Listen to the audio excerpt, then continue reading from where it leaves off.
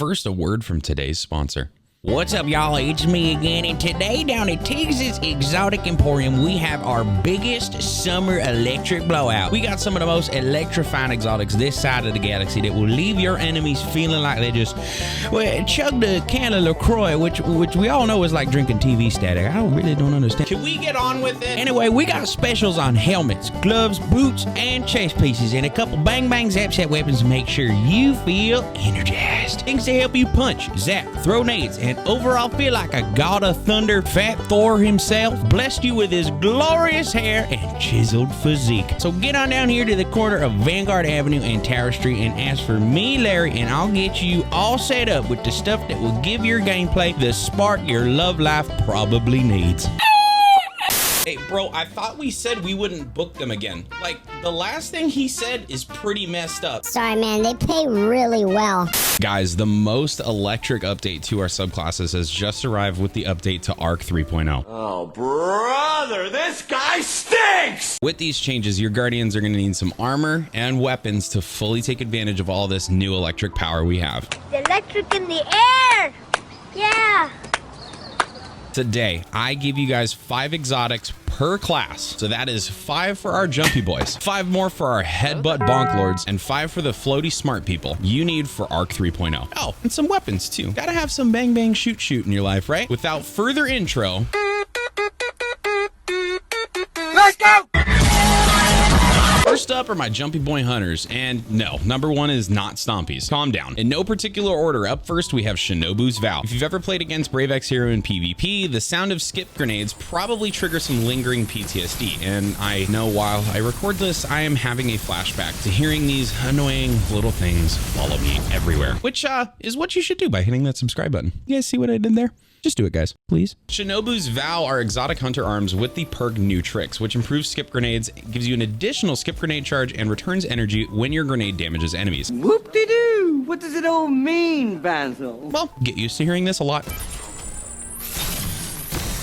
For my PvPers, these will likely be go-to arms for any grenade-based build. And in PvE, pairing this with Spark of Shock makes your arc grenades apply jolt, means chaining and near infinite grenades are on the menu, and Teagues is hungry. So turn in a bunch of exotic engrams and hope it drops, or the next time it's Arm Day in the Legendary Lost Sector, get in there and get farming. Next up, we have the exotic Brave swaps to when his super is up, Raiju's Harness. Raiju's Harness, aka the helicopter exotic, is an exotic chest piece with the exotic perk Mobius Guard, where you can deactivate Whirlwind Guard early, and guarding does not consume extra super energy. Even in the early stages of this season, I have seen some utter bullshit out of our pole dancing hunter buddies that have near 40-second long supers in PvP. That said, in high level PvE content, staying safe is insanely valuable, and given that this basically turns you into an indestructible tank, Raiju's might actually offer similar utility to Ursa Furiosa in terms of protection. Same as before, world drop or farm it on chest day. On to another chest piece. We have the first entry into the contest of weirdest name for an exotic in this video, Lucky Raspberry. Lucky Raspberry comes with the exotic perk Probability Matrix, which increases the chaining capability of arc bolt grenades and has a chance to recharge it each time it deals damage. A full chain always recharges. Again, Spark of Shock will be a must with this exotic to further boost its lethality. Probably one of the best crowd control options on this list. This one drops from world drops and legendary lost sectors, and I think honestly this is a strong contender for the exotic I use on this season's main arc build. Oh, by the way, I will be trying to make more builds per season. However, only 1 per class will hold the title of that season or element's nuke build. So make sure you're subscribed for the first of those builds to come flying at you. Next up, an exotic that sounds like it could be the name of your next favorite anime, Raiden Flux. Raiden Flux is an exotic harness that comes with the perk Synapse Junctions, which states quick successive attacks with arc staff increase its damage, output, and duration. Let's break this down because I know there are a few of you that love numbers. While in arc staff, hits grant Synapse Junctions for 5 seconds and stack up to 3 times. At times 1, it deals 13.5% increased damage and grants slower passive super drain. At times 2, 28.8% increased damage and even slower passive super drain. And finally, at times 3, 46.2% increased damage and still even slower passive super drain. So depending on how you want to maximize your super damage and time, you may want to start smacking a few ads to boost your damage, then turn your sights to a champ or boss to utilize the increased damage, or hell, start there. I don't know, you figure it out. I just tell you what this shit does. Finally, we have a Titan exotic disguised as a hunter exotic, Liar's Handshake. You'll see what I mean in a minute. These exotic gauntlets come with the perk Cross cross counter, where using your arc melee ability or being hit by a melee attack will allow you to follow up with an extremely powerful melee counter punch that will heal you. It's a punch exotic. Titans, that's like your whole thing. He copied my whole fucking flow! Breaking down cross counter, receiving or dealing melee damage grants cross counter for 3 seconds or until melee hit. Cross counter grants 200% increased melee damage, but 1-2 punches bonus is reduced to 80% if cross counter is active. So for hunters running a melee based build, these are actually a great option until you want to stack it with 1-2 punch. Then Bungo says, Hold up, wait a minute. you're not a Titan. Bow to your sensei.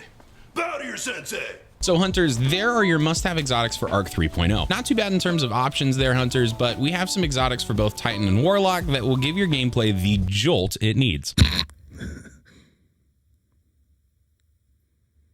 I don't find you funny. Titans, you beautiful head-butting geniuses, you. It's your turn. Now, we don't have an exotic that will peel your crayons for you, but we do have some fantastic options to help continue your life's work of punching everything, everywhere, all the time. Up first, we have the weirdest name for an exotic that had to have been like a random exotic name generator product, an Insurmountable Skullfort. Living up to the Titan code of conduct, which is never not punching, all rights reserved. Insurmountable Skullfort is an exotic Titan helmet with the perk Transfusion Matrix, where kills with arc melee abilities trigger health regen and restore melee energy. Okay, the perk literally is never not punching and oh, I'm gonna heal that owie you got. Titans, you all have 3 melees because of course you do. And you have the aspect knockout, which provides additional health regen and amplifies you. So this is an amazing exotic for infinite, let me introduce everyone to your friends, fuck around and find out. Next, when not punching, Titans still go full Yeet Lord, and one exotic to make sure your Yeet is in all caps is Cuirass of the Falling Star. Cuirass of the Falling Star is an exotic chest piece with the perk Glorious Charge, which doubles Thunder Crash's damage and provides an overshield, which the duration of that overshield is based on the time that you're going to infinity and beyond. To infinity and beyond! This is an exotic that has been a go-to for Titans everywhere as a viable burst damage option for Titans that want to get in and drop, in some cases, upwards of 500,000 damage in the space of like 5 seconds, and to get back to melting the boss with, let's be honest, linears, because they are definitely not the only option for damage anymore besides Gallarhorn. Cuirass of the Falling Star will drop by completing a Legend or Master Lost Sector solo. Part of Inmost Light is next, and this was actually the featured exotic in my Solar Titan build Bonk Bonk Boom, which by the way, the link to that video will be up in the top right and down in the description, and it will actually serve us very, very well for Arc 3.0. Part of Inmost Light is an exotic chess piece, and it comes with the perk Overflowing Light, where using an ability empowers the other 2 abilities. Empowered means abilities have faster regen, melees and grenades do more damage, and barricades have more hit points. As you saw in my Bonk Bonk Boom build, Overflowing Light's ability regen bonus of 400 and 800% at 1 and 2 stacks is already huge. Add in the bonus damage it gives to your melee and grenade, and this exotic is probably a contender for the best Titan exotic for ability-based gameplay. Get this one, guys. Who knows, we may actually have an arc build around this exotic coming soon, so again, subscribe because you clicked on this video and you're cute, but you'd be cuter if you subbed. Just saying. Next up is one that I will warn you PvPers, if you suffer from PTSD, you may want to skip ahead. Next up is Dunemarchers, and man, this exotic has given all of us in PvP nightmares of chaining forever and ever. Dunes come with the perk Linear Actuators, which increases sprint speed. Sprinting builds up a static charge. After melee attacking an enemy, that charge will chain damage to nearby enemies. So you are Thomas the Yeet Engine, pair this with the Juggernaut aspect, then start chugging around like... Then after you have a charge built up, you hit something. Chain damage is a bit of an understatement for this exotic. It should say everything in a square mile dies to this thing. Dunemarchers as a mobility exotic are actually where a lot of PvPers turn, so pick this up and you will see its absurdity in both PvP and PvE. Finally, we have 2 items that offer a similar utility, and you guessed it, it helps you Titans punch things harder. You guys are masters of the fist. Don't be nasty. To boost damage with your melee attack, we have Wormgod Cuirass and Synthoceps. Starting with Wormgod Cuirass, which sounds like you are keeping Zol as a pet, it comes with the perk Burning Fists, where melee kills increase melee damage for a period of time. I wish all of these Titans only punch things joke wasn't accurate, but Anyway, Wormgod Cuirass is literally Winter's Guile, but for Titans. It grants Burning Fists on a melee kill. It lasts 5 seconds, grants a scaling bonus to melee damage starting at 80% at ×1, 170% at ×2, 390% at ×3, 520% at ×4, and the same totally balanced 650% at ×5. Never not punching. Rights reserved. Next, Synthos comes with the perk Biotic Enhancements, which increases your melee lunge range, improved melee and super damage when you're surrounded. Now, breaking down Biotic Enhancements, it activates while surrounded by 3 or more enemies, lasts for 8 seconds, increases super damage by 50%, and increases melee damage by 200% in PvE and 100% in PvP. Oh, it also makes you rubber band when you melee because it extends the melee lunge range to 7 meters, which is fine. So Titans, I'm sorry, but most of your exotics are, hey, punch stuff and here's a bonus. But man, you all do punch and headbutt things so well. Quickly, before we move on, we do have a bonus exotic here that was added this season, and you guessed it, it helps you punch things. How original. Point Contact Cannon Brace, which sounds like something quarterbacks say before Omaha or Hike, comes with the perk Hammer of the Gods, which will restore melee energy after defeating targets with Thunderclap and adds lightning strikes to nearby enemies when you use Thunderclap. Okay, so this exotic really is...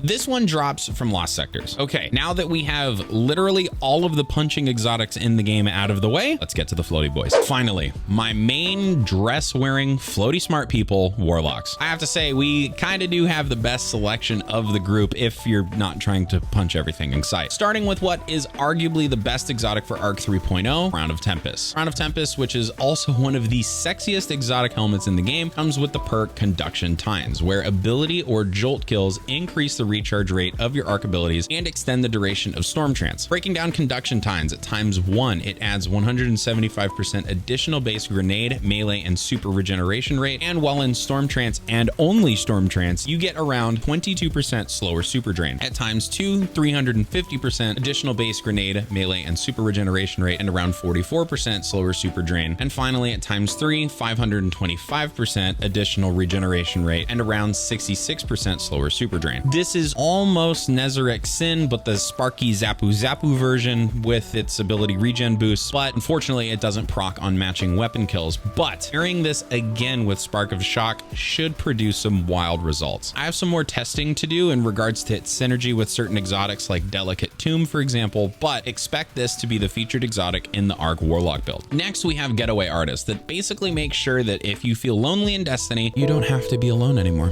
Getaway Artist comes with Dynamic Duo, where you convert your Arc Grenade into an Arc Soul and become amplified. This sentient Arc Soul is different to a regular one that spawns from a rift, shooting a longer burst and grants 4.5% grenade energy on each hit. It will also convert other Arc Souls you gain from other rifts to sentient Arc Souls, so that little buddy you have is angy all the time. That said, if you've been thinking, wait, can you have the no time to explain turret buddy and this Arc Soul? Yes, you can. Arc Souls have kind of gone from that annoying gimmick that like 2 people run to piss you off in PvP to actually a viable mechanic to use in both PvP and PvE due to things like Electrostatic Mind and Spark of Focus. I think a roided out Arc Soul build is necessary this season, don't you? Next up, if it's your super energy and you need it now, Mantle of Battle Harmony is like but for super energy. Mantle comes with the perk Absorption Cells, where takedowns with weapons that have a damage type matching your subclass element grant you super energy. While your super energy is full, you instead gain a temporary bonus to weapon damage matching your subclass element. So your weapons give you super, then your super gives your guns roids. Putting together a build where you consistently regen abilities and have those abilities also grant super energy like Ashes to Assets and Hands-On, Mantle of Battle Harmony will offer wild super cooldowns. Moving next to an exotic that will fix your teeth while on Arc, we have Stormdancer's Braces. Bro, can we fix these jokes? Hey man, it did well with the focus group. Stormdancer's Brace adds Ascending Amplitude, where each target you defeat with Storm Trance increases the damage you deal with it and refunds super energy when Storm Trance ends. A great crowd control option, Stormdancer's Brace's damage bonus is fine, doubling it at 10 stacks, but its super refund is its biggest asset. That said, Crown of Tempests would like a word, given that its function is similar and, well, it does look cooler. So, yeah. Finally, we have an exotic that should trigger you in two ways. Either number one, it triggers you because of what it did to you in PvP, or it triggers you because of what PvP did to it. Geomag Stabilizers were that exotic that everyone in PvP was using when Chaos Reach was quite literally disrespecting the game's environment and physics. Disrespect your surroundings! With the perk Close Enough, it adds that damaging targets with Chaos Reach extends its duration. It used to top off Chaos Reach by quite literally just sprinting when at 75% supercharge, and then Chaos Reach is ready to say, huh, what are walls? That said, after every match of PvP looked like an episode of Dragon Ball Z or, I guess Fortnite now, these were promptly neutered and nerfed into the ground. The Chaos Reach extension is decent, but Chaos Reach really needs a buff in PvE, and these boots are a shell of what they used to be. Bonus exotic that I'm adding to this list is the new helmet Fallen Sunstar with the perk Ionic Conductor, which makes ionic traces travel faster towards you, grants additional ability energy, and gives your nearby allies ability energy when you collect an ionic trace. I have a ton of testing to do with this helmet, but I'm eyeing the synergy with Delicate Tomb. Expect a build at some point that will juice that weapon and your friends. Now to some bang bang zap zap exotic weapons that should give your Arc gameplay the jolt it needs. What is arguably one of the best exotics to run with Arc 3.0, we have a weapon that everyone should have given that it drops from the new light mission, Riskrunner. With the perk Arc Conductor, where after you take arc damage from any source, including yourself, this weapon becomes more powerful and resists incoming arc damage. Kills extend the time in this overcharged state. Paired with Super Conductor, where when Arc Conductor is active, shots fired have the chance to become chain lightning and return ammo. You will literally run around zapping everything into the ground. Riskrunner, if it isn't already, should be in everyone's inventory. Yes, it is that good. Pairing that with things like Spark of Amplitude, Spark of Discharge, and several exotics on this list, Riskrunner is a contender for one of the best arc exotics in the game. Next, we have Trinity Ghoul, which is Riskrunner the bow. Its main perk Lightning Rod, where precision kills grant the next shot chain lightning capabilities, and its exotic catalyst that makes it where any arc kills trigger chain lightning. It's literally get a kill, then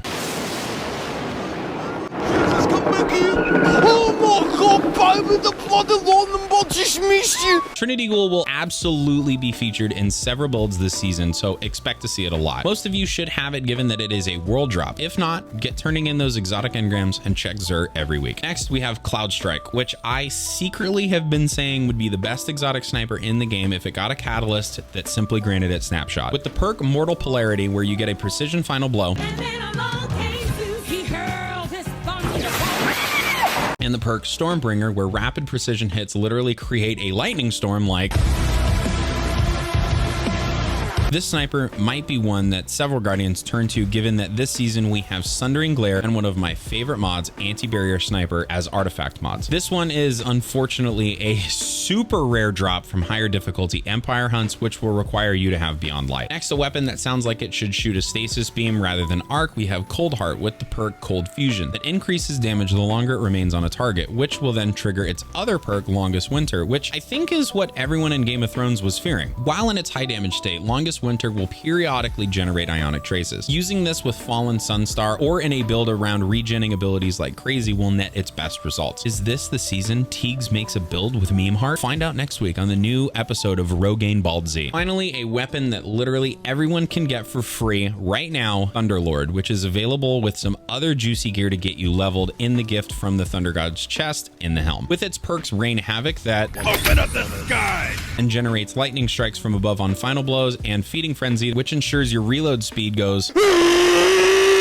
after getting some kills. This gun also has intrinsic overload. This gun is super fun and is the full auto version of Cloudstrike. So if you love pretty lights, electricity, and mowing down crowds of ads, Thunderlord is the gun for you. Lastly, I'm gonna go through a few honorable mentions. Moving quickly, given this video is already stupidly long. Well, we're waiting. We have Divinity, which is literally an essential exotic for raiding and other high-level activities, but it requires an infuriating raid quest in Garden of Salvation and isn't really an exotic that you're going to run because it's arc. But if you can get one, get it. Next is Grand Overture, that is somehow a machine gun version of Wardcliff Coil. It's available from the Monument to Lost Lights. It's fun. I guess. Finally, this is a tough spot for all of us. We have Anarchy. What used to be a weapon that I didn't take off for probably a year and a half is now in a milk carton because it's been missing from the meta for a while, until Bungie accidentally buffed it by giving it 250% extra damage and caused Anarchy in the game, getting all heavy GLs disabled from the game for like a week. Anarchy! I don't even know what that means, but I love it! Now that it's fixed, I'm sure it's back to making me and other Guardians sad. I miss you, Anarchy. So there is a huge list of exotics that are essential for Arc 3.0. 5 for every class and 5 weapons to get you zapping and shocking everything in the game. I will have several builds coming soon, so make sure you're subscribed and have that bell as triggered as I am during raids. If you found this video helpful or enjoyed it, hit that like button so more Guardians can get that Arc juice they need. Support on the channel lately has been absolutely insane, and all I can continue to say is thank you. Really, thank you. We are somehow closing in on 10,000 subscribers, and hearing myself say that is surreal. So as always, thank you so much for watching, and until the next one, I've been Teagues. You, as always, have been beautiful. Peace.